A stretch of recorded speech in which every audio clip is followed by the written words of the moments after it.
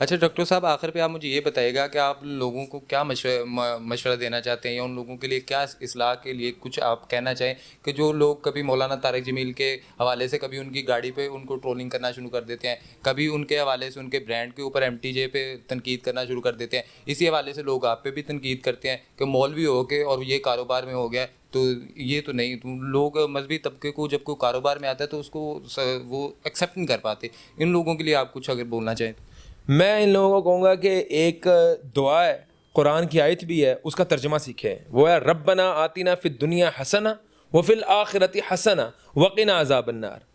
دنیا بھی ہمیں احسن دے، وفی الآخرۃ حسنہ، آخرت بھی۔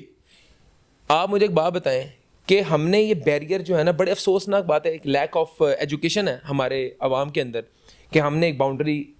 جو ہے نا ایک بڑی لائن کھینچ دی ہے، یہاں پہ دیندار لوگ ہیں، یہاں پہ دنیا دار لوگ ہیں، جن کو آپ سو کالڈ لبرلس بھی کہتے ہیں۔ دیندار لوگ جو ہیں ہمارے معاشرے کے اندر، وہ جو مدرسے میں پڑھنے والے، وہ بھی نا تجارت کو کفر سمجھتے ہیں کہ یار اب ہم نے جو ہے نا وہ تجارت، ہم نے بس یہ دین ہی دین ہم نے کرنا ہے۔ وہ تاجر بھی نہیں بننا چاہتے، وہ دنیا کو کام ہی نہیں کرنا چاہتے۔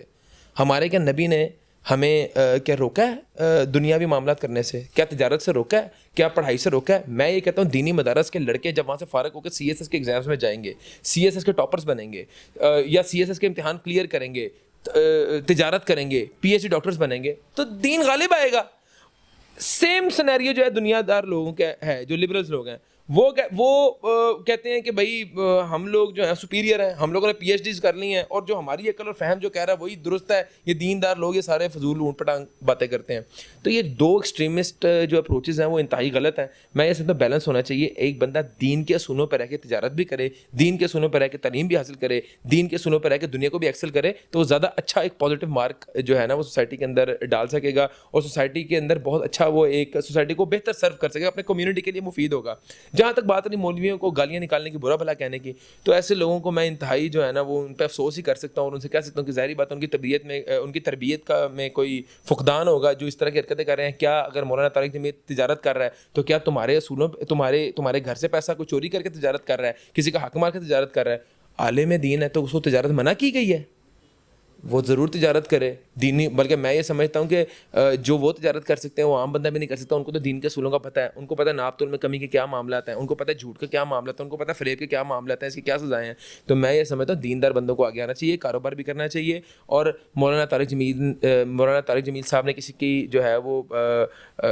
کن پٹی پہ پستول رکھ کے نہیں کہا کہ میری برانڈ سے شاپنگ کرو۔ آپ کو آپشنز ہیں، آپ نہ جائیں ان کے پاس اگر آپ کو ان سے اتنا مسئلہ ہے۔ یہی لوگ ہیں جنہوں نے ایم ٹی جے برانڈ کو جو ہے وہ راتوں رات بہت زیادہ ہائپ دے دی، ان پہ کرٹیسائز کیا، اللہ تعالیٰ نے پورا ان کے حق میں ساری گیم جو ہے نا وہ ڈال دی کہ جو ایم ٹی جے کو جانتا بھی نہیں تھا آج اس کے پاس بھی ایم ٹی جے کے سارے ڈیٹیلز موجود ہیں، اس کو پتہ ہے ایم ٹی جے برانڈ جو ایگزسٹ کرتا ہے۔ تو میں یہ سمجھتا ہوں تنقید نہ کریں آپ لوگوں کو، ہماری سوسائٹی کے اندر بڑا زیادہ مسئلہ ہے، ہم لوگ حسد بھی کرتے ہیں، بغض بھی رکھتے ہیں، کینہ بھی رکھتے ہیں، اس چیز سے کوئی فرق نہیں پڑتا کسی کی ذات کو۔ جو بندہ حاسد ہوتا ہے، جو بندہ کسی سے کینہ رکھتا ہے، جو بندہ کسی سے ایک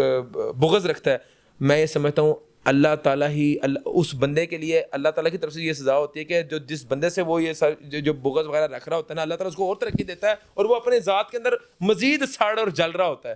تو اللہ تعالیٰ ہمیں جو ہے وہ حاسدوں کے حسد، شریروں کے شر سے محفوظ رکھے، ہر فتنے سے محفوظ رکھے، ہر شرارت سے محفوظ رکھے، اور ہماری امت کو، ہماری قوم کو ہدایت دے، اور اللہ تعالیٰ تمام جو آپ کے دیکھنے والے ہیں ان کے رزق میں، ان کے اعمال میں، ان کے علم میں برکت عطا کرے، اور آپ کو بھی سلامت رکھے۔